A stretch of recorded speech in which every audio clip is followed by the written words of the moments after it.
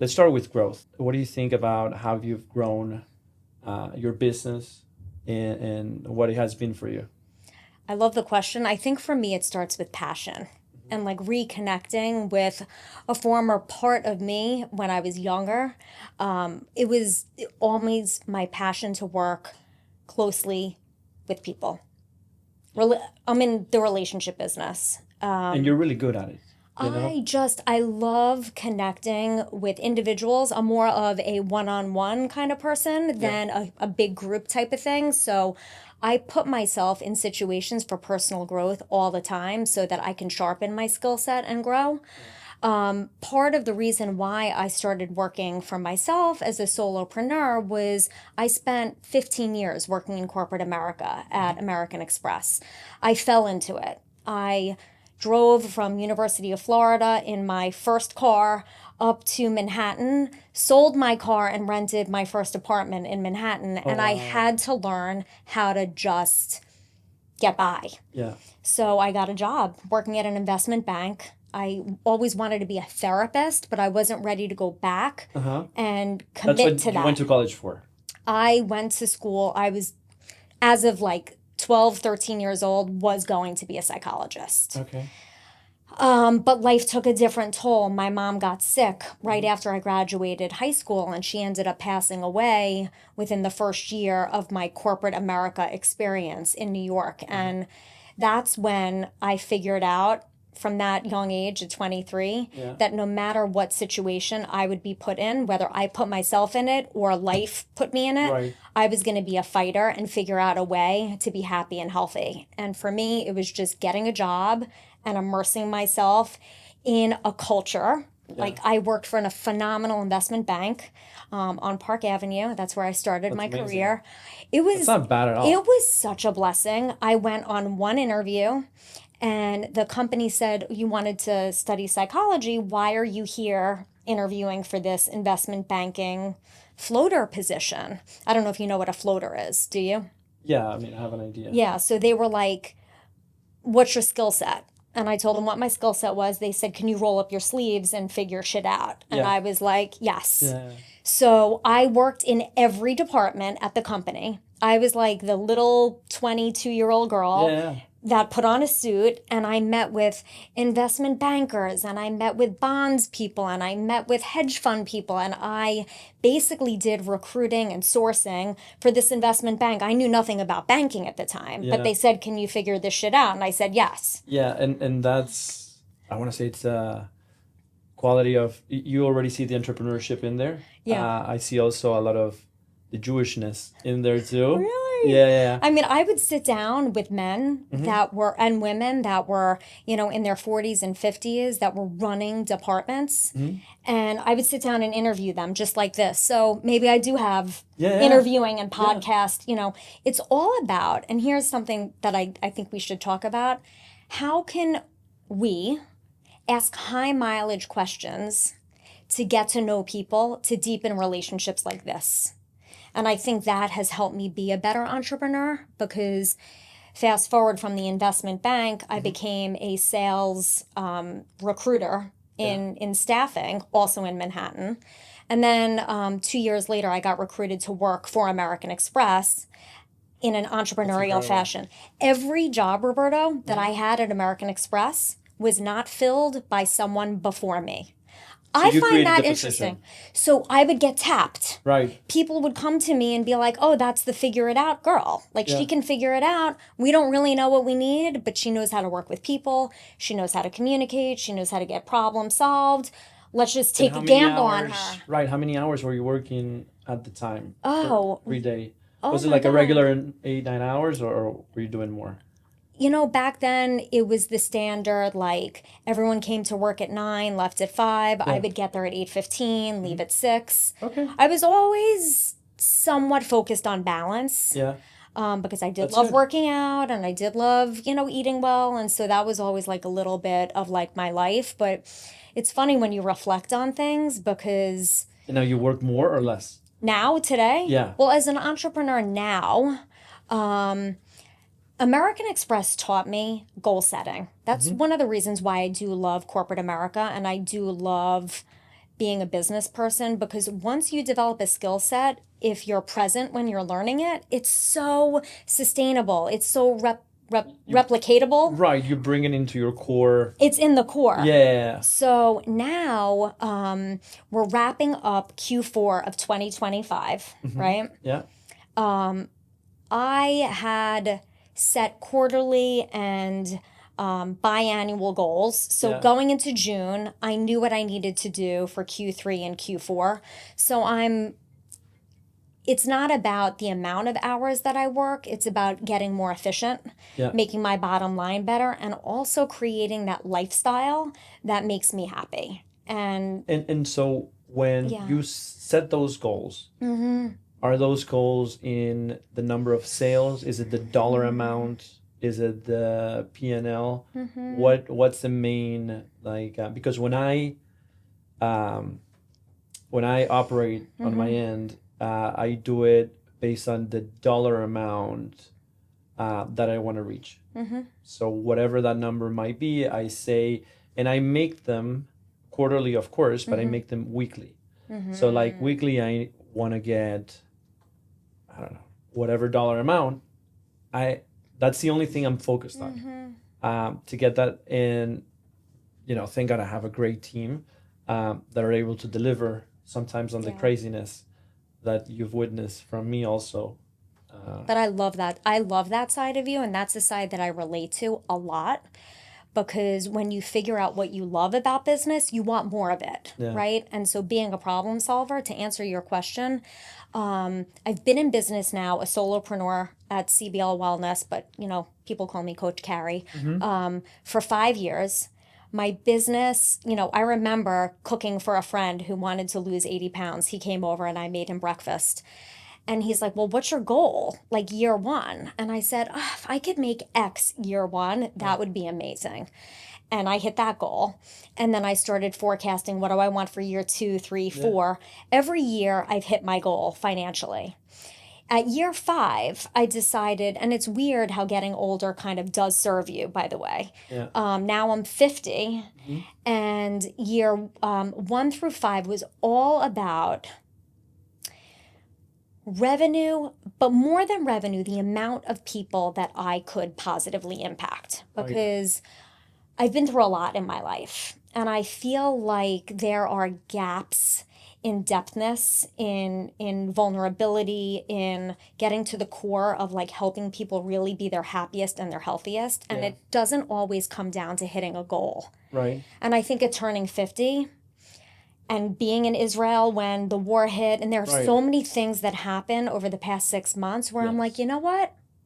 Let's like take a deeper meaning as to how the goal should be measured, right? Because Or the journey, for that matter. the journey, you can't get back time. Right. Okay. So, speaking to family life, my little child is in her last year of high school. Yeah. And I decided to take a different spin on my revenue goals and not focus on it so much. And the revenue is still there plus some. Right. So we can shift around our goals when our mindset changes. But having a goal is so critical for some people. And I'm one of those people. Like, people ask me, why do you count this? And why are you training for half marathon? And why are you always striving for something? And I used to think that was a negative thing, that I needed a goal. And now I'm embracing it. It's part of me. It's not going to change. And it's just changing the mindset around how I'm going to meet the goal. Yeah. Does that sound crazy, or does that sound... No, it sounds very intellectual and very on point, because I've had situations in which like I said, I'm very focused on revenue, and on a weekly basis, like I gotta hit it. And by the way, I don't always hit it, but sometimes these are crazy numbers that I'm like, I'm gonna hit it, and even if I fall short, I'm all right. But when I've had also difficult days, when some things happen in life and I'm not able to operate to my fullest, to like, I want to call it the 16 hours a day that I work, or maybe more, who knows. Things still are, I'm still being rewarded. Let's call it like that. that do happen. So when you said that you took uh, approach, and let's talk about also family on your youngest, and how to spend time with her, and have a, because you, I look up to you as far as, the work life balance that you keep, because me, I'm more, I do balance in for quality, not necessarily quantity, with Yeah. my family, but I'm more work. And it has been those situations where I'm not applying too much of the work, and I still get rewarded. Like, people are reaching out, and I think that happens because people, you've built so much rapport, and you've worked so much around people. They reach back, and they know you can deliver, right? So, like, those things happen, and the vibes, right? The So vibes. yeah, But I also think now that I know you in like multiple settings, yeah, and I think this applies to successful people in general, is yes, you could be driven by money. You could be an addict and thrive on the revenue or the projects or the scale or whatever it is. But at the end of the day, if you are transparent and you're honest and you deliver on your word, and you do that over and over and over again, that builds what I call a core value proposition. yeah, And that's what spreads into referrals and repeat business. right, So, for example, like Brenner Cox, you guys helped us with our renovation. And I said to you 3 years before that, yeah, if I can build my own house one day, you're the guy. And then it just so happened that we started with a renovation. yeah, I think most people that are educated, they know that nothing in life is perfect. Okay. right, There's no perfect health. There's no perfect diet. There's no perfect doctor. There's no perfect home. Right. mm-hmm, But when you partner with people, whether it be a financial advisor, a decorator, a builder, a therapist, where there's trust, transparency, and teamwork, you stop sweating the small bullshit. right, And I think that that's one of the things that I love and trust about you, is that we're like an open book, right? yeah, Like we call it how it is. yeah, And that creates, we don't have to be on the same page all the time. But parlaying that into family, right? right, Like, you're not always going to get along with everyone in your family, right? You're going to see different things. But if you can be transparent and have that trust and know that you're going to communicate and get through it, it's yeah. healthy, I agree. right? And so, going back, I wanted to go touch on the Yeah. family. I know we're like all over the place I with our love topics, it. I but love it because yeah. I'm even trying to stay on one topic, because It's my hard. mind goes I know. everywhere. And I want to come back to you Yeah. in a second. Yeah, Yeah. yeah, of course. But no, I wanted to ask, I'm curious. So, when did you meet Andy? Because you were in Manhattan. W- when The did you story meet? is so cool. Uh-huh. So, the very long story short is I knew that my mom was not feeling well. Mm-hmm. And I took a train from Manhattan to Long Island to meet a guy friend of mine that I knew from friends. And it was a rough day. I was just like, I'm going to take the train out. So we hung out for a few hours, and he was going into Manhattan to visit my husband, who was having a Super Bowl party. And he said, "You're new to New York. I just drove up from Florida. Why don't you come to this Super Bowl party? There's some really nice people. You may know some of them and you may like them." And I said, "No, This is a thank guy. you." This is a guy friend or a girlfriend? This is a guy friend. Okay. I always Yeah. hit it off with my guy friends. So I had no makeup on. I was wearing like sweats and jeans, and I was not in a position to socialize with potential right. bachelors in Manhattan. But he said, "You live 2 blocks from this guy. Like, you got to come to the party. If you don't like it, you'll just walk 2 blocks." Right. So he twisted my arm, and I went to the party. So I'm chatting with Andy, my husband, Yeah. and he's looking at me and he's like, "You look familiar. Do you have a red suit?" And I was like, "Yeah, why?" He's like, "Do you work at an investment bank on 42nd and Park?" And I said, "Yeah, why?" He said, "I've been auditing your company for like the past few months. I've seen you a few times in the red suit, but I was too intimidated So to he had an eye talk on to you. you." Right.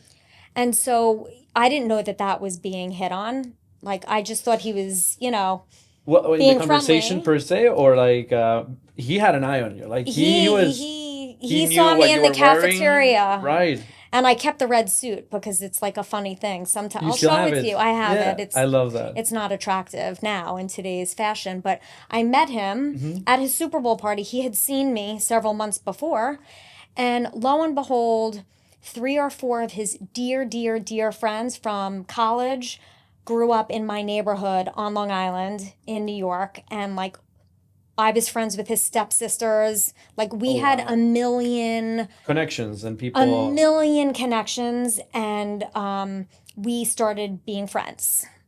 And so, about 2 weeks later, we were on the phone, and I said, I gotta go. My mom is not feeling well. I just want to check in on her, have a good trip to San Francisco because he was in the process of moving. Okay, He worked for PricewaterhouseCoopers at the time yeah. in real estate consulting, Uh-huh. and they transferred him out. They wanted to transfer him out to San Francisco, and he met me, and we were having this chat.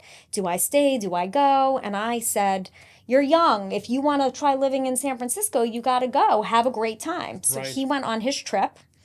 I went and I called my mom to see how she was doing. And while he was away for those 3 days, my mom was diagnosed with brain cancer.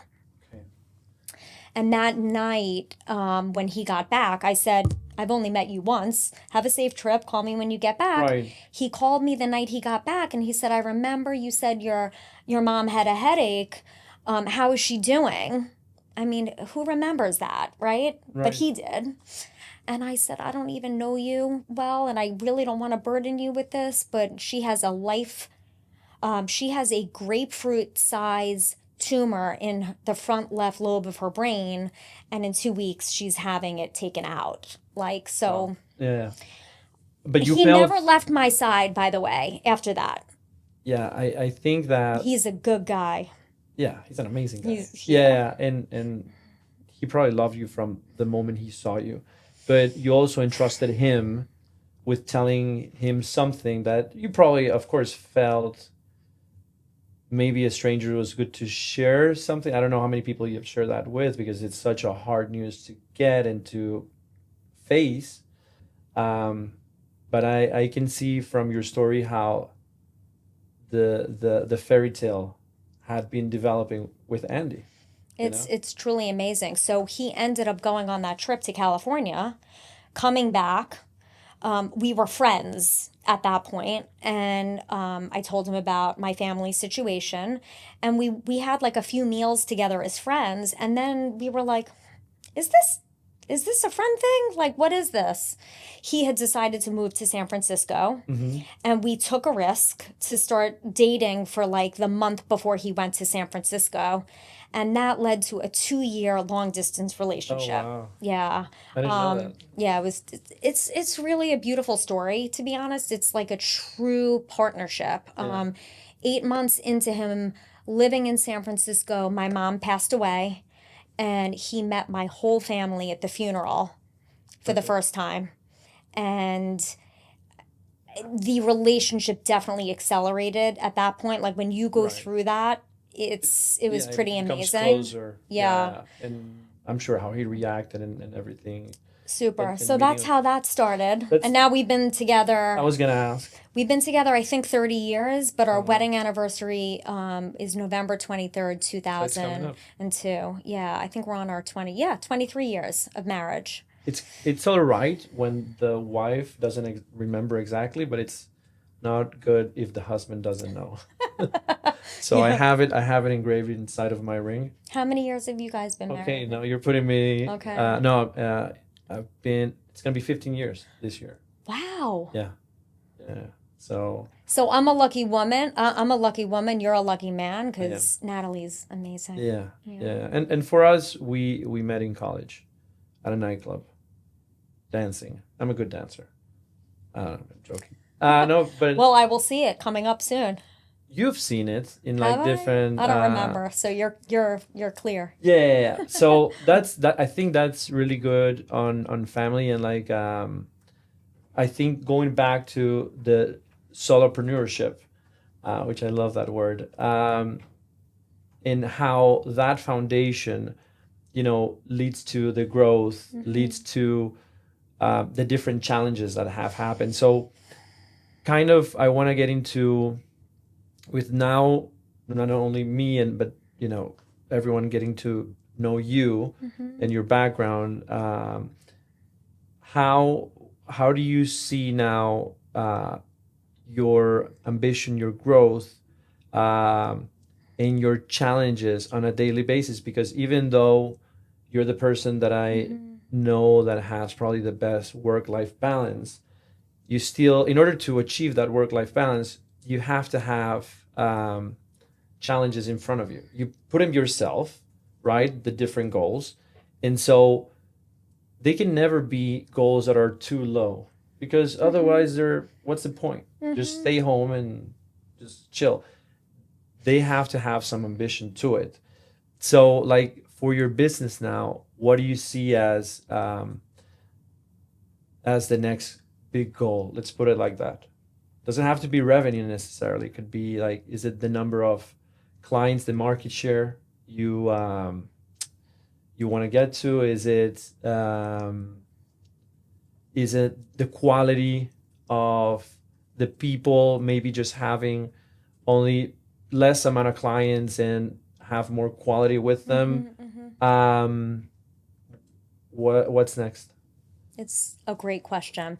So it's been a big volume business up until now, and I think the strategy and the scale of the business is going to change. I think based on a business plan I put together 15 years ago when we moved from New York to Weston, I've always wanted to have a wellness center. Okay.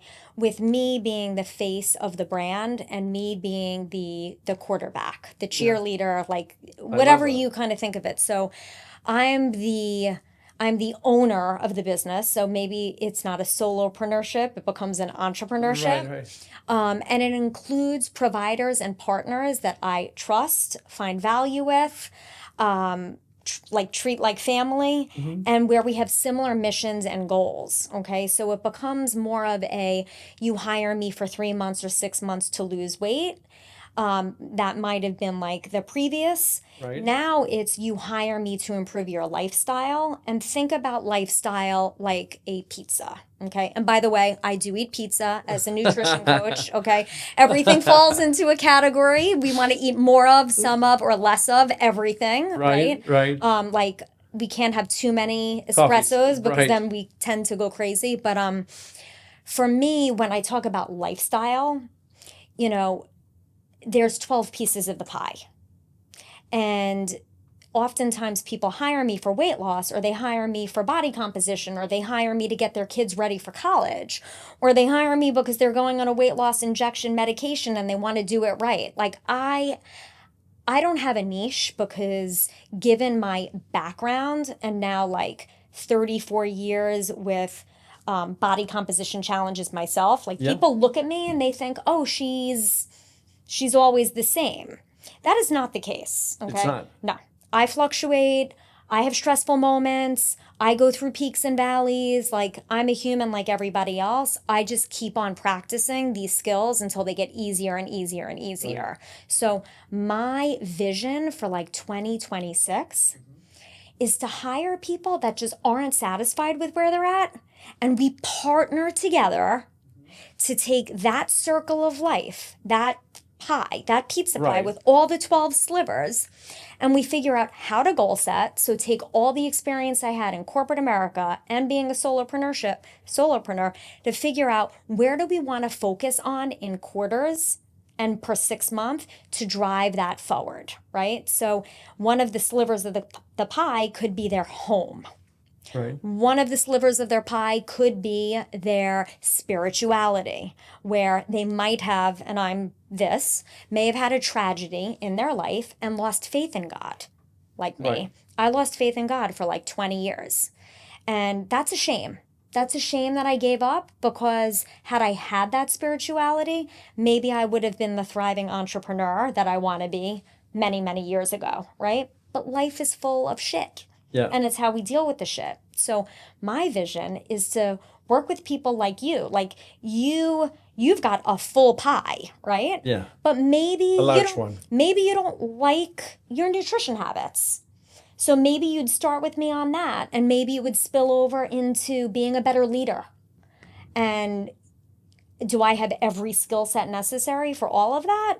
Maybe not. But in this virtual wellness world that I have a career coach. I have a therapist. I have an eating disorder specialist. Yeah. I have a dermatology practice that I refer and work with. I'm also a nutrition coach provider on a wealth management platform. So I have clients that come to me that talk to me about their emotional eating. Yeah.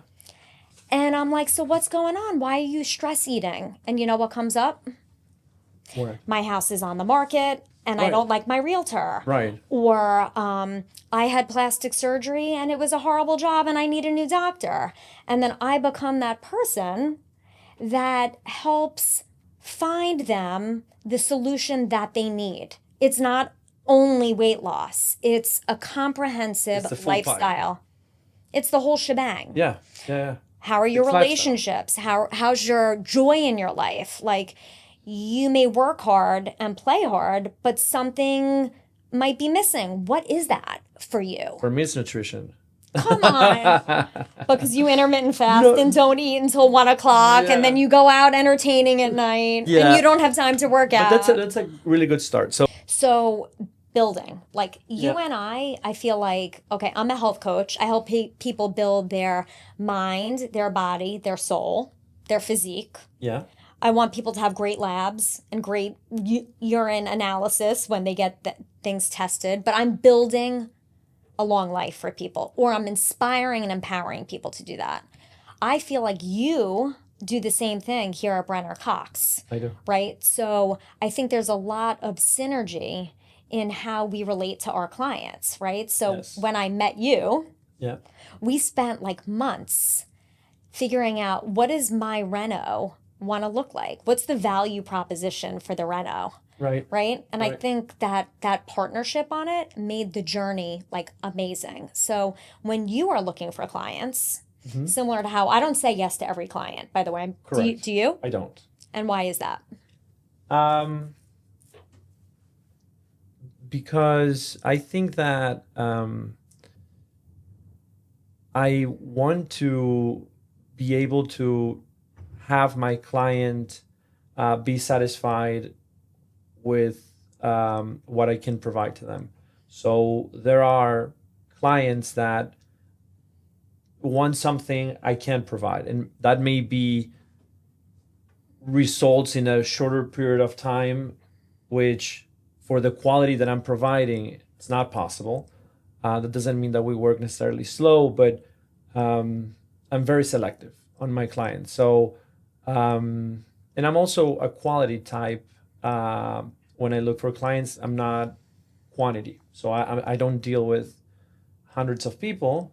I deal with a handful, and the business continues to grow, but it's very selective. The worst thing that can happen when building is there is someone that I sign up with, and a lot of contractors do that.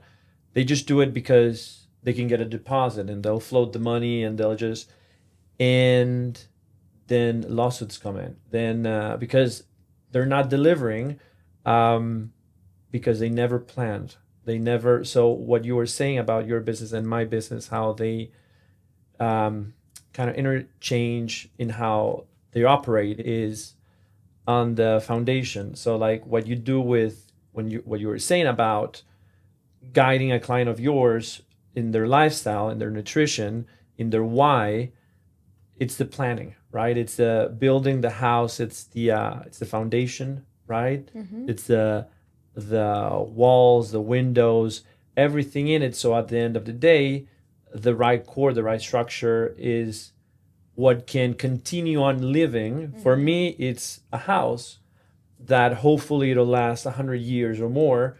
For you is a lifestyle that, even if they're traveling or even if whatever it is they're doing, it'll last them a lifetime.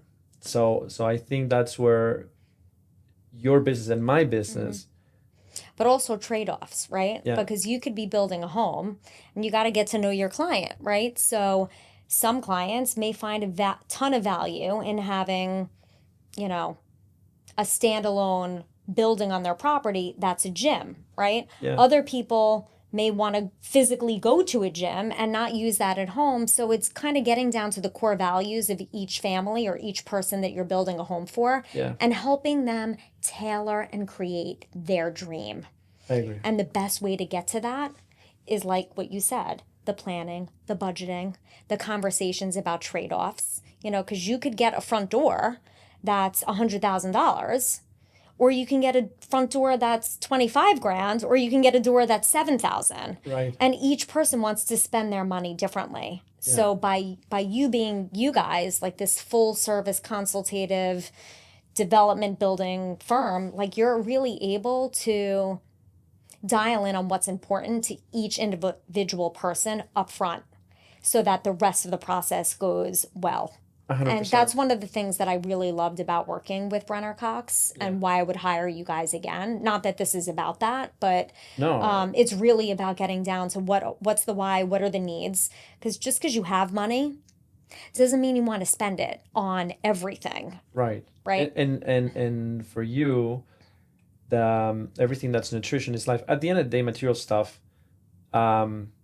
it takes you somewhere. It's a way to take you. But what's most important is your health. Yeah. And in some of the homes that I've built, I can think of the spaces and the functionality. But I've built like houses with a gym, separate structure, and I've built houses with 2 kitchens, right? Maybe for religious purposes or maybe for, but I think it would be a good idea to see how we can work our synergies between my designs, my clients or your clients. I think it's very interchangeable. Yeah. So we're gonna do a segment. Okay. These are rapid fire questions. Okay. Am I qualified to answer them? These are PG-13. Okay. So, based on our conversations, Okay. first, Ozempic, is it miracle or shortcut? Combo. Do I have to pick one? Tell me can if there it's a be combo. grayness? Why is it a combo? I think the weight loss injections are a miracle for certain people. I think they're a shortcut for others. Yeah. And I think it requires goal setting up front, Yeah. clear communication, and knowing what you're doing before you start. And so I think it's a combination. I'm a fan like of it that. for certain people. And I'm not a black and white person, by the way. Right, but I like that answer. Morning workout or evening workout? For me or for people? For people, in general. If there's not a right answer, you can say for you. Do what's easiest for you so that it's sustainable.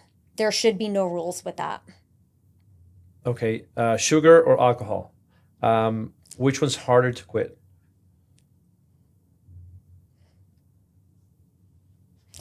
Based on my clients, Yeah, that's actually a really good question. it's a great question. Yeah. I think Thank you, Dylan. alcohol is harder for people to quit because there are sugar-free options out there. Yeah. So there's xylitol, there's monk fruit, there's protein powders that are made with sucralose in it. It's much, much harder to quit drinking alcohol. And okay, another one. Meditation, or coffee during the day. First one. Which one is the first one? During the day. Yeah. For me personally. Yeah, meditate or have a cup of coffee. I'm a coffee person in the morning. It's Okay. the best part of waking up. Folgers in your cup. No, just kidding. We use Dunkin' Donuts, but I'm obsessed with coffee. I love coffee. It's a ritual. Meditation is really good for people like me and like you. We're deep thinkers. Yeah. We spread ourselves very thin. We're high achievers, and sometimes we need to journal or meditate to bring our minds back into a state of impermanence. Yeah. Nothing I is agree. permanent. So when you meditate, your thoughts go everywhere. Yeah. And it's really important to focus on the breathing to bring it back to like a baseline. Because at the end of the day, that like listen, your business is so stressful. you've got to have a mechanism. So some people turn to alcohol because it's like the easiest thing to grab from your gorgeous bar. Right. Right? It's a lot harder to meditate because it requires a behavior shift. Yes. So I Yes. don't know. I'm a fan of coffee and meditation. I'm sorry, you're seeing my personality. There's I no. Yeah, I love it. You Okay. could be either, Let's see if you can get me to be definitive. Any questions there where I have a. I think we can, or I'm hoping. Okay, so beach run, so something outdoors or gym session, indoors, for you now. Just Sorry, Roberto, you're not going to get a clear answer. I wake up in the morning and I go for a run outside. Then I come back and eat and hit the gym. I love So both. both. I love both. I love both. So both are like a state of meditation in a sense. Oh my God. Both are. So running is my therapy Right. and the gym is my empowerment. Yeah. Yeah. So can I'm see going to that. make you go to the gym with me. Yes, I used to go with our friend Matt, like for almost 2 years, and the only thing he used to be there like 30 minutes before me, and the only thing I would say is like, "Are you ready to hit the sauna?" And I would just go straight into the sauna, and then I'd have long conversations in the sauna, and like that was my exercise. See, I'm challenging And you. I was meeting people in the sauna, Yeah. like another one, corporate America or entrepreneur life. Which one is healthier? Because the entrepreneur life is not easy. You guys, the entrepreneurial life, like I worked at American Express for so long, I think it's different levels of stress. And the way that I can describe it is everyone knows the blue box, the American Express logo. Yeah. Okay. When you're an employee at a company like that, you kind of need to fit within the box, or at least when I worked there, you did. So you need to have an analytical mind, a strategic mind, you need to have leadership skills, and you need to constantly be proving yourself in that fashion. Very different being an entrepreneur. Yeah. So much harder being an entrepreneur. much I don't harder. have a boss. Yeah. I don't have a colleague to bounce ideas off of. I have friends. Yeah. But I would say being an entrepreneur is a lot more up and down. Yeah. Yeah. I would agree. So we got kind of a concrete Yeah, answer. that's the most concrete you've gotten so far. Let's see if we got a few more in there. So this one is more like open-ended. Okay. What's the biggest red flag in someone's lifestyle? So any of your clients come to you, or friends could be. What's the biggest red flag? Is it nutrition? Is it like, is there something you can pinpoint from someone when you say, "Oh my God, this guy needs to join my program"? I can answer that quickly. It's the on again, off again mentality. Okay. I see that a lot over and over again with different people. Like, I'm going to be good, or I was good. And I'm like, okay, let's stop right there. Okay. We are going to change our mindset around food and tying it to a feeling. Okay. A lot of people, and I work with a lot of entrepreneurs actually, Yeah. and they'll be like, well, I'm traveling this week. I have all these meetings. So, like, I'm off. Like, you can't expect much from me, coach, this week. I'm traveling and Right. I don't like have it's, time. Right. And my mindset is like, all right, well, why did you hire me? Let's get back to it. Let's always go back to the why. And that's what I wanted to come back to a while ago when we were chatting Yeah. about what is your why for wanting the growth, and working as hard as you do. I think we always need to come back to the why. So if someone hires me and they say, I'm off this week because I'm traveling, my mindset is we can always do something, right? Right. There's always something. Like, if you're traveling a ton, guess what? You don't have to sit at the airport and wait for your flight. You could be doing steps around the terminal. You could take the steps instead of the elevator. Right. You could walk instead of taking the tram. That's good enough when you're traveling. And Okay. and it all comes down to that why, as far as like why that person embarked. Or first of all, I think they have to recognize that they have to improve, or they either have a problem, an issue, or they have to improve in an area in their lives, right? So like they can get easily distracted if their lifestyle they have a lot of traveling and whatnot. But the why is so important as to like, why did I call Carrie in the first place? Like, Or forget that. Why do I want this? Why do I want to feel better? Do I want to have better sex? yeah, Do I want to look better in my clothes? Do I want to live a long life? My why for doing all of this, for starting my business 5 years ago, was I felt like people were not advocating for themselves enough. People are not finding the why, and they're just kind of going on autopilot in their life. My why was my mom left me when I was 23.